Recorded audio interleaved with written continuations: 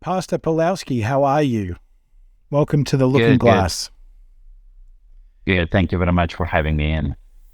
We've been the Looking Glass is a group where we talk about things from a worldview perspective, and we've been interviewing a number of people about how to best understand what's been happening in the world, and I've been trying to show them that through the lens of worldview, a lot of things that usually don't make sense will make sense. And we've been following your story ever since the video of you telling the authorities where to go, basically. In Victoria, in Australia, we've had some pretty totalitarian lockdowns, some police brutality, some pretty horrendous behaviour. And at the moment in Australia, we're seeing that spread to other states. So previously, the other states weren't doing those really heavy-handed police tactics, but now we're seeing that they are. And I've been showing the group what's been going on in Canada. I've been talking to the group about Christian persecution, that the Christians are the canary in the coal mine for freedom. And I'd just really like to hear from you about your experiences. But first, before that, maybe give us a bit of background of how you grew up behind the Iron Curtain and why you're sort of specially placed to be able to notice some of these things. Yeah, thank you so much. Don't mind my background. I am in hotel traveling, so that was the only place they don't have conference room. And I don't know if you can hear the echo, but it is what it is. Yeah. So that was the only quiet place I could find in this facility. So yes, you're right. I grew up behind the Iron Curtain in Poland under the boots of the Soviets. But more than that, because I'm a Polish man, I grew up hearing the stories, and of course, I've seen the aftermath of Nazism. Fascism, when they came and pillaged and raped and murdered, have stolen everything from the Polish people. When I was growing up, there were still houses with bullet holes in them since 1939. As you know, your history, I hope you do. The Nazis, Germans attacked Poland, and later on they pillaged the entire Europe. So nothing is new under the sun. When you were celebrating victory over the Nazis, Poland was occupied for many years by the Russians.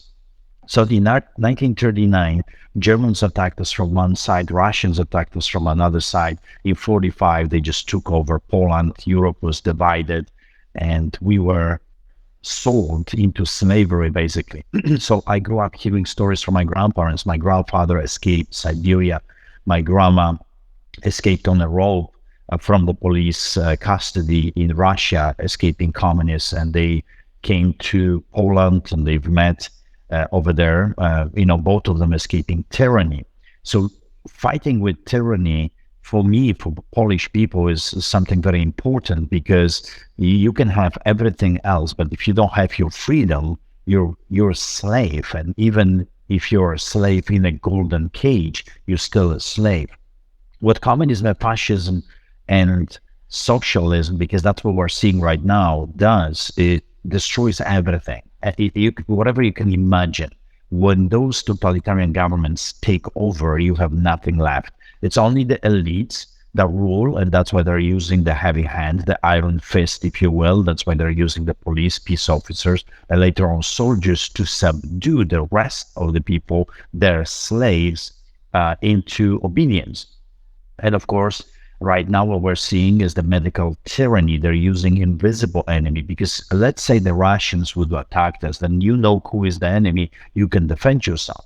But how you can defend yourself from an invisible enemy that the government says it is all around you? They say we're in the middle of a global pandemic. You look at the data, and the statistics are identical to the statistics from the past 20 years. But how you find that? Because if you speak about it, you're deplatformed, you're censored. If you say, I have an expert, the expert wants to come and present their case, you are hammered by conspiracy theorists, and, being labeled as crazy and, etc. So that's what we're seeing. When I was growing up in Poland, first of all, I heard about those tactics from the Germans.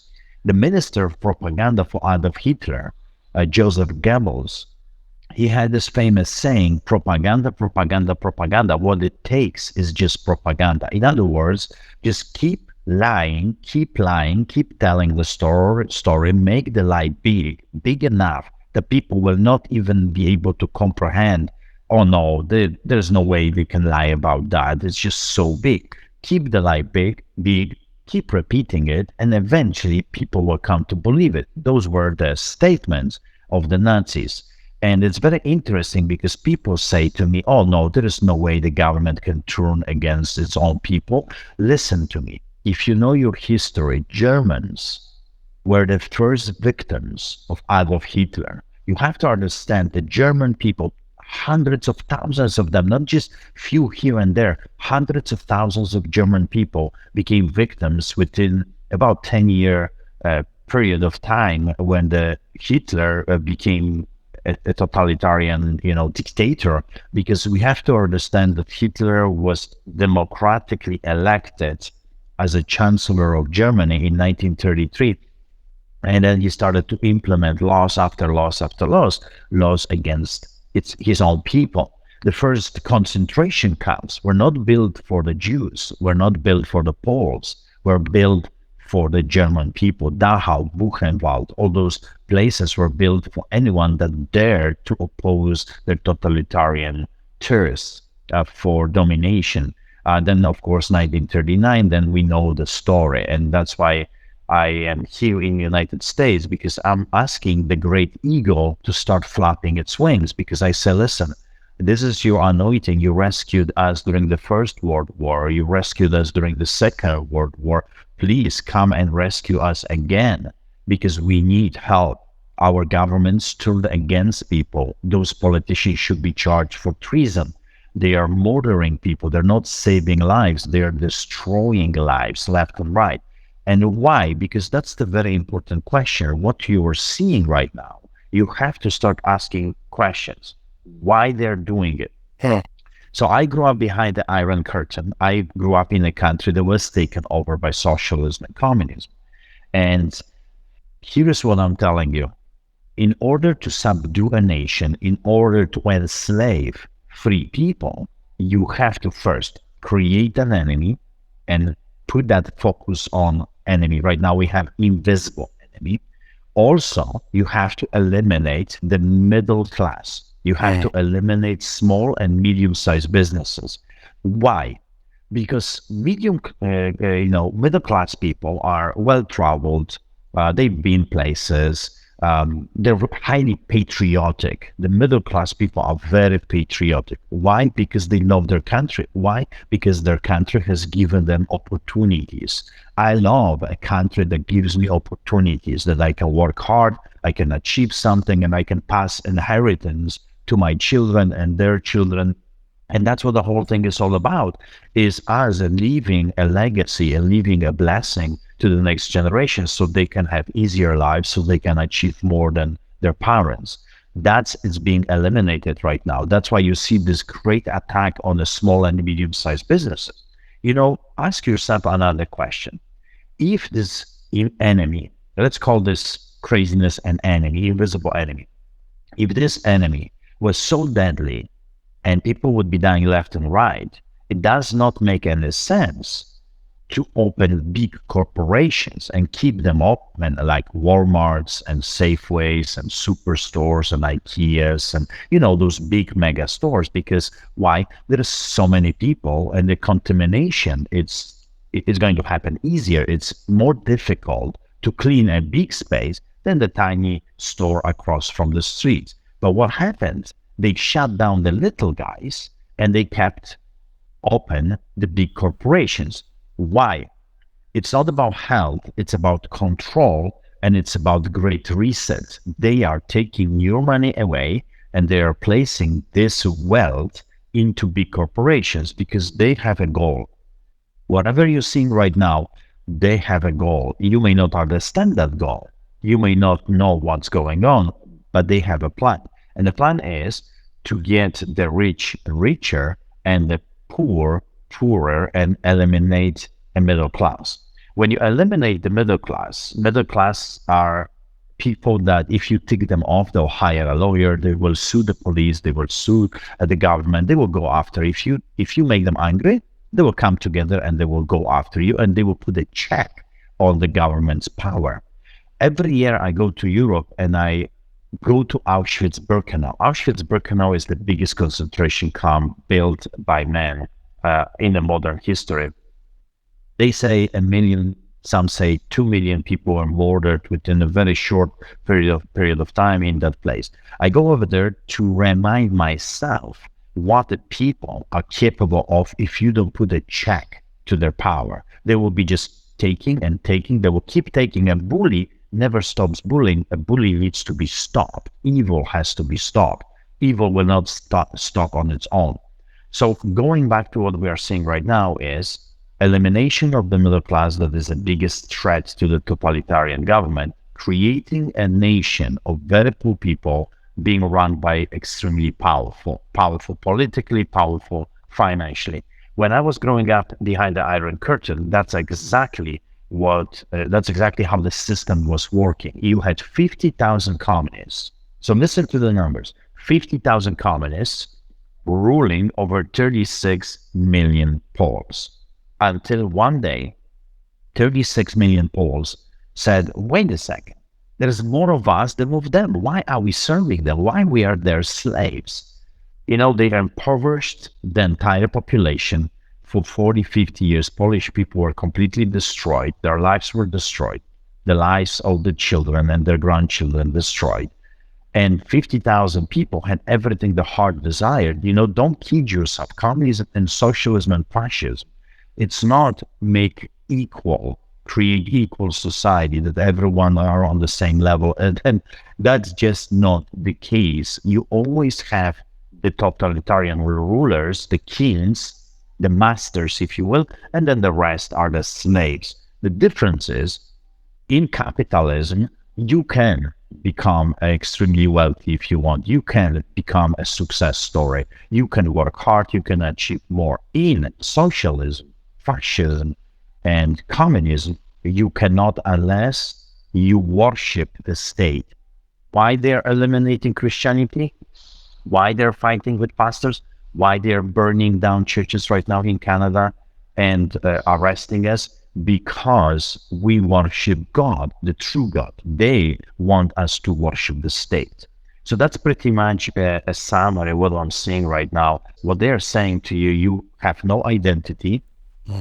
I'm taking away your identity. You have no name. You're just a social insurance number. And I'm taking away your voice, your say. You're a slave. Nothing more to us. You're just a slave. Wear a mask, you're a slave, or else we'll come after you. Growing up in Poland, I've seen that firsthand. And that's why people like me and other immigrants that escape totalitarian governments, we see it right away. We can smell it. I mean, nothing is new under the sun. They're just flipping the pages of the same book. And they say, okay, this worked 100 years ago. Now let's do it again. I will encourage people to read a letter, a statement that was made by Vladimir Lenin exactly 100 years ago. Is that not fascinating? This is an anniversary of Vladimir Lenin saying, pervert the young, take their guns away, use propaganda, let the people focus on something else, trivial things, divide the people. So you got BLM, you got Antifa. They are just following the script. Yeah.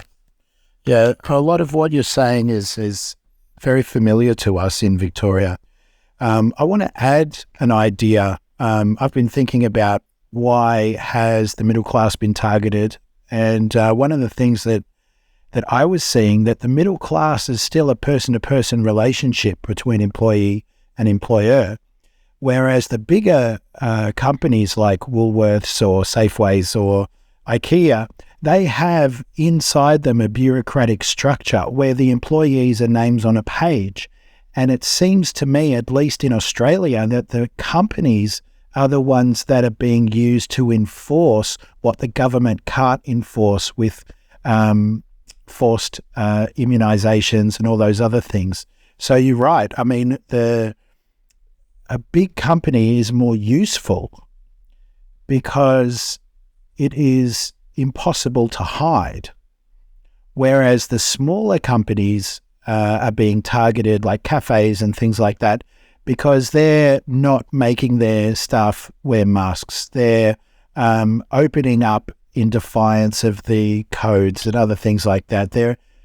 They're basically an economic arm of the populace. And I don't know what the exact figures are, but a high degree of employment is based in small business. And Yes, so if you 40%. if you attack the small businesses, basically what you're going to do is you're going to exacerbate that poverty. And it's a kind of a good strategy, because then when people get jobs into the big corporations like Woolworths in the supermarkets, or the bigger tech or oil or mining or other things like that, those companies are the ones that then enforce the rules of the government. In Victoria, during the lockdown, we had a reduced parliament, an emergency parliament that our Premier Daniel Andrews enforced. And so there wasn't debate going on in Parliament. It was just down to 8 people.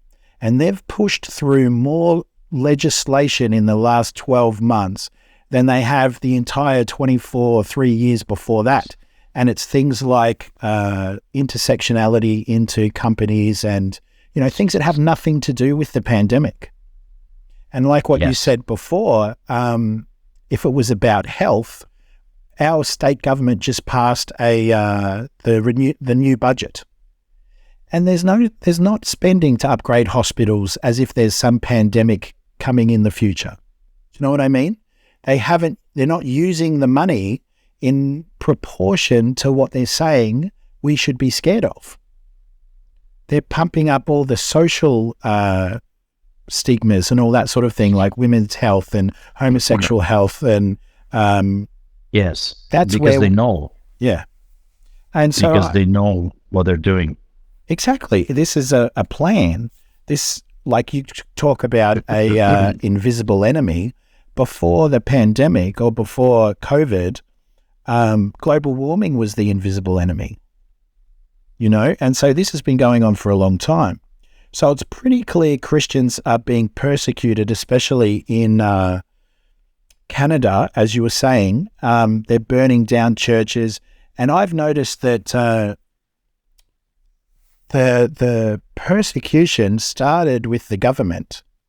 But when the people started persecuting the church by burning them down, the government didn't say anything. No one's stepping in. Is that accurate as what's happening in Canada?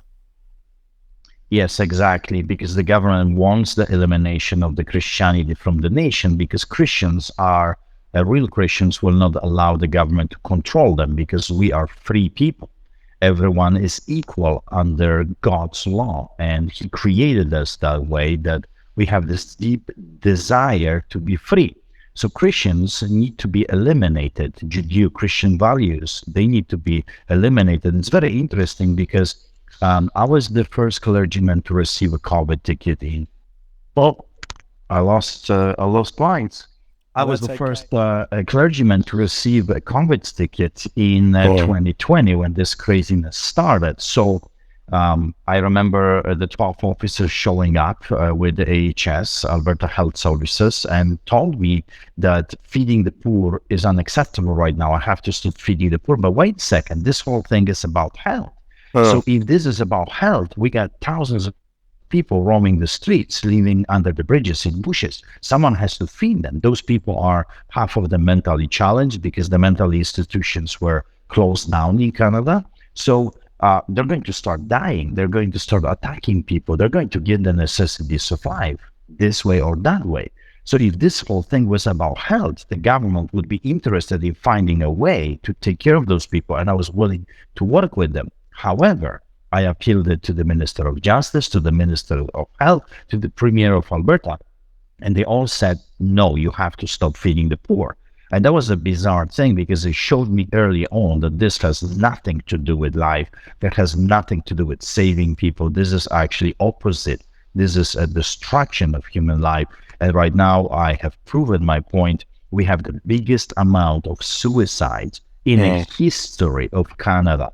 We have the biggest amount of assisted suicide ever. We have the biggest amount of opioid overdose in a history of Canada. We're talking about a nation that is being turned into drug addicts, murderers, and into alcoholics. Because as you know, liquor stores, marijuana stores, all of those places were open, abortion clinics throughout of the so-called pandemic, but the churches were shut down. It doesn't make any sense. If this is about health, then what they're doing is the opposite. That's how you know this is a big fat sham. It's a lie from the beginning to the end.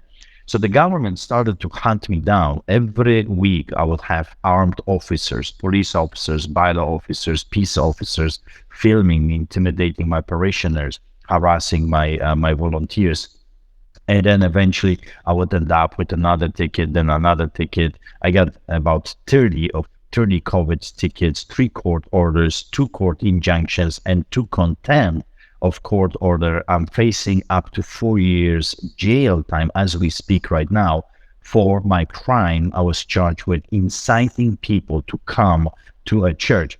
In December, it's very interesting because just before December, the Christmas celebration, the government, federal, provincial, and municipal, went on television and they encouraged the kids to participate in Halloween.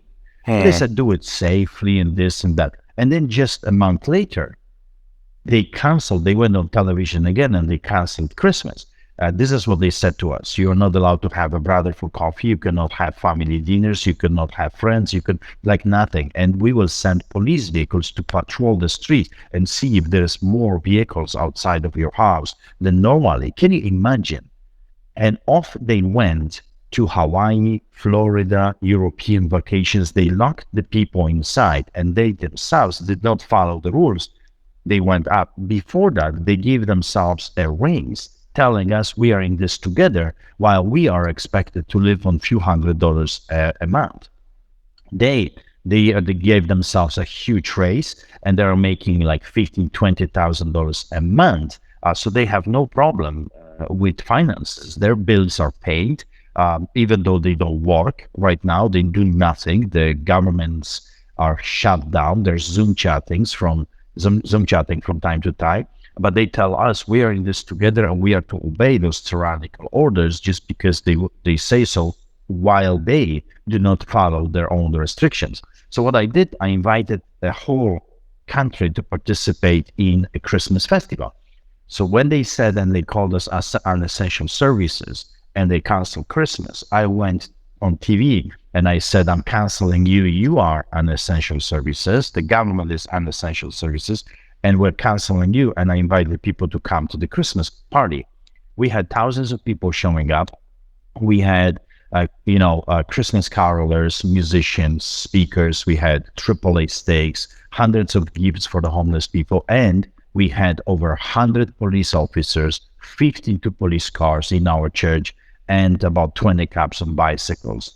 I end up with 11 COVID tickets and millions of dollars worth of tickets. So that was outdoors. Streetchurch.ca, if you want to visit our website and help us out, streetchurch.ca. And then they started to harass us inside the building. And that's the video you were mentioning before, the one that was, I was told, watched over 1 billion times. Please get out. Get out of this property. Immediately get out. Get out of this property immediately. Out. I don't want to hear anything. Out of this property immediately. I don't want to hear a word. Out. Out. Out of this property immediately until you come back with a warrant. Out. Out. Out. Out. Out. Out of this property. Immediately out. Immediately go out and don't come back. I don't want to talk to you. Not a word. Out of this property. Immediately out. I don't care what you have to say. Out. Out. Out of this property, you Nazis. Out. Out. Gestapo is not allowed here. Immediately, Gestapo is not allowed. Out. Do you understand English? Get out of this property. Go. So go. Go. And don't come back without a warrant. Out, Nazi. Out. Out. You understand? Nazis are not welcome here. Out. And don't come back without a warrant. Do not come back without a warrant. You understand that? You're not welcome here. Nazis are not welcome here. And was the #1 watched video on earth during the Easter weekend. So what happened was they started to show up in our building, and outside they would block our driveway to the church, preventing parishioners from coming. Can you imagine police force, instead of fighting crime and looking for drug dealers, pedophiles, murderers, they were focused on shutting down churches, blocking the driveway. It took me an hour to fend off those hyenas. They showed up again with their telescopic cameras. They were taking pictures of our wives and children. And if you know anything about Gestapo, SS, Nazis, KGB, the tactics of the communists and fascists were always identical. If they couldn't pressure you, they would start using the family, the children, the wife. We know where your wife works. Look at the pictures. We know where your kids go to school. We can rape your wife. We can rape your children. We can do all kinds of things to them. So behave or else. And that's the tactics that are being used right now in Canada. We know you. We have pictures of your children, of your wives. We're monitoring them. If you don't behave, we'll go after your family. And that's why I started to have police and detectives. Detectives, the highest paid police officers, started to show up in my house to intimidate my wife, to intimidate my children. And can you imagine giving me a $50 ticket for not wearing a mask in church? Detectives. Instead of bylaw officers or peace officers, they would send detectives. I mean, that's the level of insanity. That's the level of pressure, harassment, and intimidation they're using against Christians right now. Because in the end of the day, it's a tyranny. So it has to be backed by fear. It has to be backed by lies, misinformation, disinformation, more lies, in order to keep the tyranny going. Because a lie cannot stand on its own. It needs to be backed by more lies. Truth. I'm not intimidated by the lies. I can debate anyone. I'm not afraid of the lies, but they are afraid of the truth. Truth is like a pillar that stands on its own. So they showed up at Easter celebration, and that's where I said what I said. I said, you Nazis, you Gestapo, you communist, fascists, psychopaths, get out of this property. They cannot come and intimidate parishioners while they're singing and praying and crying to God. I mean, that's insanity. Even the Russians didn't do stuff like that. I mean, this is crazy. So eventually they come back with warrants. Well, friends, we have a SWAT team in our church again, coming, authorities. So I'm going to go out and see what they want.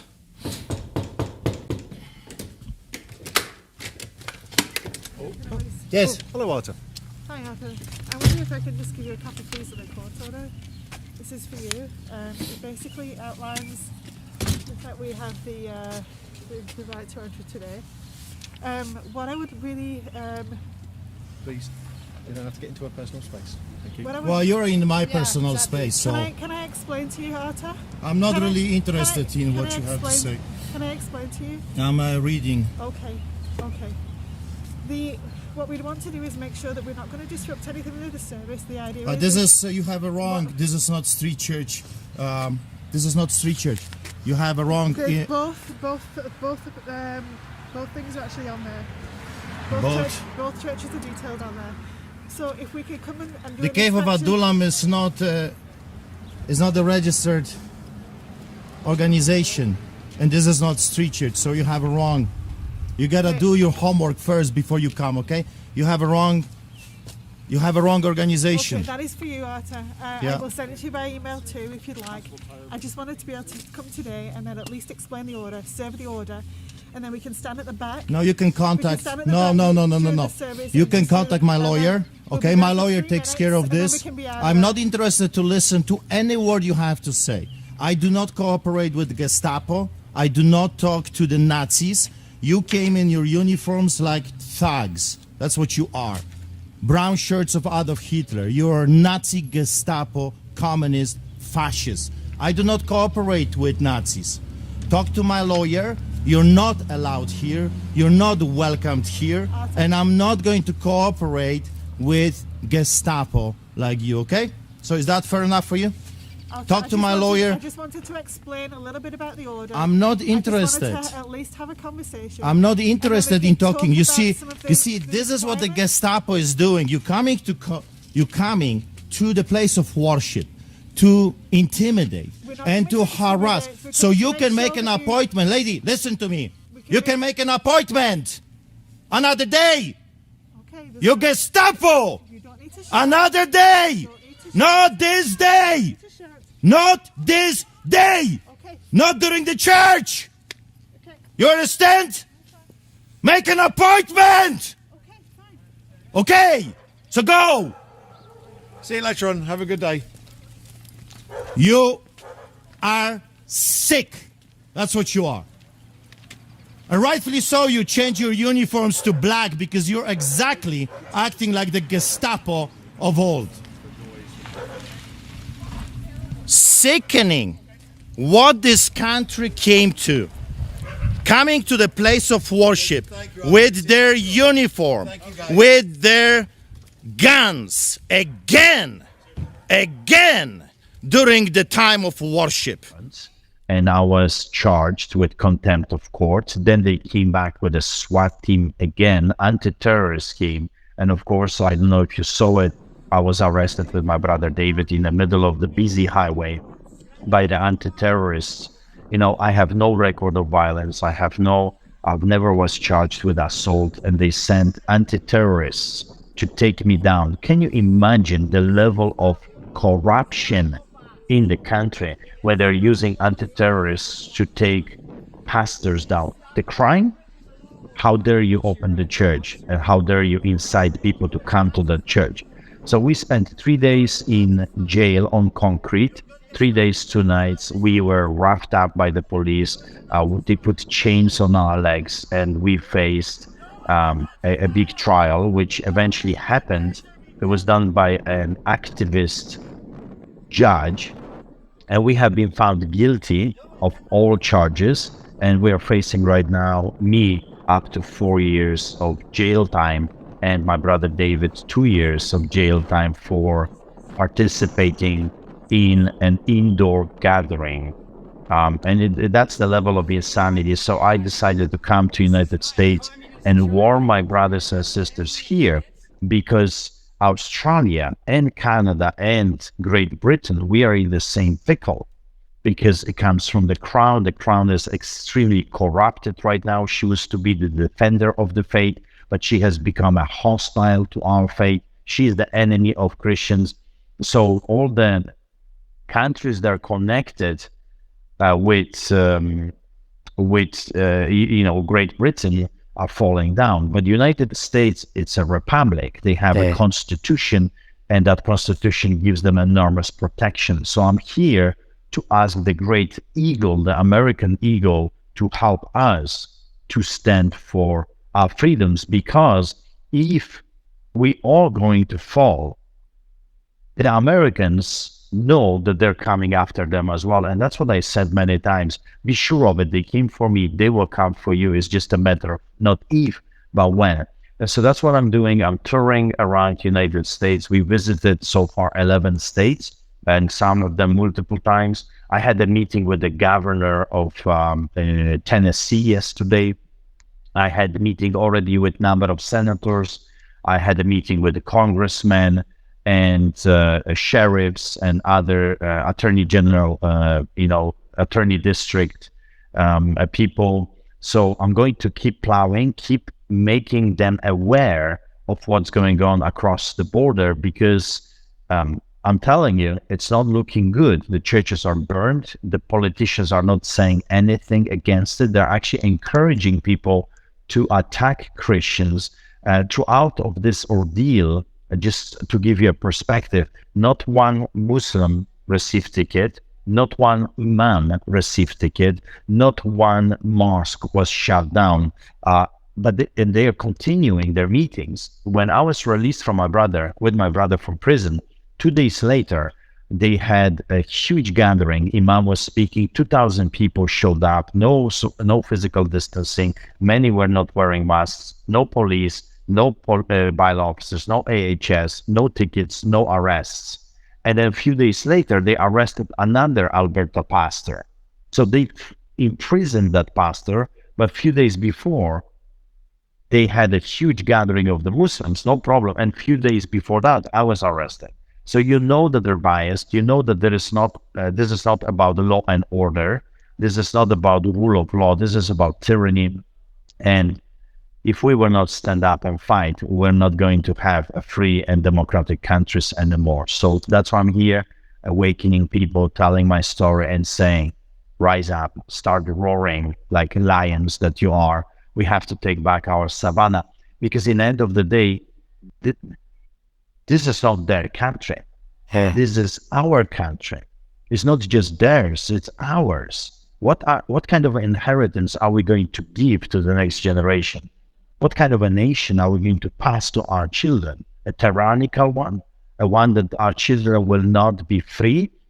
Well, I grew up in a country like this, and I'm telling you, it's hell on earth.